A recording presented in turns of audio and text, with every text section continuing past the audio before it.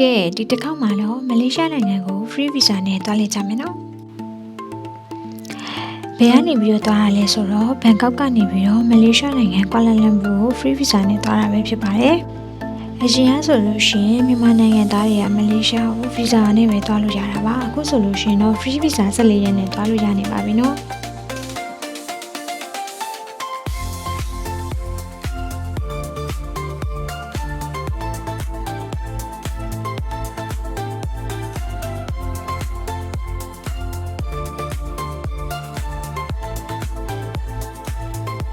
ဒီမလေးရှားနိုင်ငံကိုရောက်ပြီဆိုလို့ရှိရင်ဒီ14ရက်အတွင်းမှာကိုကအချိန်ရတယ်လို့တခြားမြို့တွေကိုလည်းသွားလည်လို့ရပါသေးတယ်။ကိုရီသွားခဲ့တာတော့ Cameron Highland, Genting Highland, Batu Cave ပေါ့နော်။အဲ့ဒီနေရာတွေကိုသွားပြီးတော့လဲခဲ့ပါတယ်။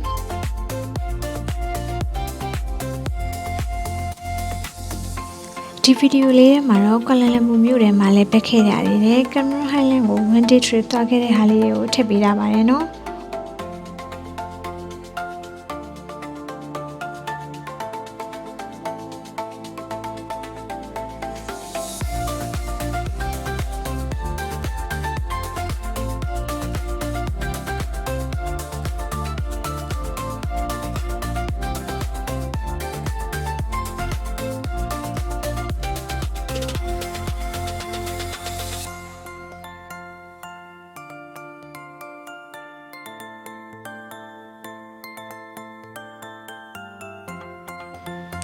Cameron Highland မှာတော့ဒီဇင်ဘာလဖြစ်တာရောပြီးတော့တောင်ပေါ်ဒေသဖြစ်တာရဲ့အကြောင်းမလို့ရာသီဥတုကတော်တော်လေးကိုအေးပါတယ်။လေယာဉ်ပတ်ရတာကအရင်ကမပူဘဲနဲ့ရာသီဥတုလေးကတော်တော်နေလို့ကောင်းပါတယ်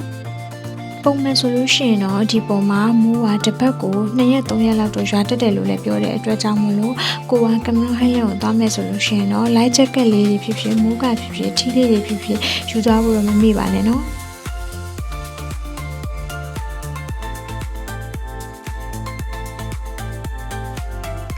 Cameron Highland မှာဆိုလို့ရှိရင်တော့လက်ဖက်ဆရာနေရာတွေကတော့ view point နေဒီလက်ဖက်ခင်းနေပြီးကြတော့ပန်းခင်းနေလည်းအများကြီးရှိပါတယ်။သူကရာတူတူလည်းအေးတာကြောင့်မို့လို့နေရာတော်တော်များများကဆွဆွဆူဆူလေးနဲ့အရင်ဝဲနေချင်းပွဲလေးပါပြီးတော့ဒီ Cameron Highland ပေါ်မှာပဲဒီဈေးကိုဝင်ခဲ့ရပေါ့နော်ဒီဈေးကအရင်ကစီကားပါတယ်ပြီးတော့အသေးအနှံလေးလည်းအရင်ကပေါ်ပြီးတော့အဲ့လိုစားကြတောက်စရာလေးလည်းလိုဝယ်ချင်စရာလေးတွေပဲဈေးလည်းအရင်ကတန်ပါတယ်ဒီ Cameron Highland ပုံမှာပေါ့နော် strawberry channel လည်းရှိပါတယ်ပြီးတော့ strawberry channel မှာကိုယ်တိုင်လည်း strawberry တီးတွေခူးတဲ့အတွေ့အကြုံတွေကိုလည်းယူလို့ရပါတယ်ပြီးလို့ရှိရင်တော့ strawberry တီးလေးတွေခူးပြီးတော့အဲ့ဒီ strawberry တီးတွေကိုသူ့ဘာသူ grand နဲ့ပြန်ချိန်ပြီးတော့အဲ့မှာပတ်စံရှင်းပေးရတယ်ပေါ့နော်ဒါမျိုးလို့ strawberry ခူးတဲ့အတွေ့အကြုံလိုချင်တယ်ဆိုလို့ရှိရင်လည်း strawberry တီး channel ကိုတွားပြီးတော့လဲပက်လို့ရပါသေးတယ်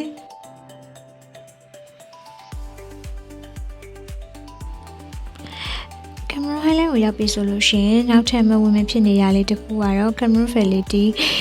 လက်ဖက်ခင်းပဲဖြစ်ပါတယ်။သူကတော့ဝင်ကြီးရှိတယ်ပြီးတော့အဲ့လိုပဲတချို့ပန်းချန်လေးပန်းခင်းနေဆိုလို့ရှိရင်လည်းသူကဝင်ကြီးလေးတွေရှိပါတယ်။ Visa free နဲ့ပတ်သက်ပြီးတော့ကိုရီးယားအတွေ့အကြုံရပြောရမယ်ဆိုရင်တော့ immigration တို့ရဲ့ထုံးစံအတိုင်းသူကမေးရမျက်နှာလေးတော့ရှိပါတယ်။ကိုဖက်ကလိုအပ်တဲ့စာရွက်စာတမ်း hotel booking လေးလက်မှတ်အသွားပြန်တဲ့ showmany တို့ကိုတော့တခါလေးပြင်ဆင်သွားမှာဖြစ်ပါတယ်ပြီးတော့ immigration officer မေးလာတဲ့မိခွန်းနေရှင်လဲကိုက AACC နဲ့ပြင်ပြီးတော့ကောင်းကောင်းမွန်မွန်ဖြည့်ပေးဖို့လိုပါတယ်နော်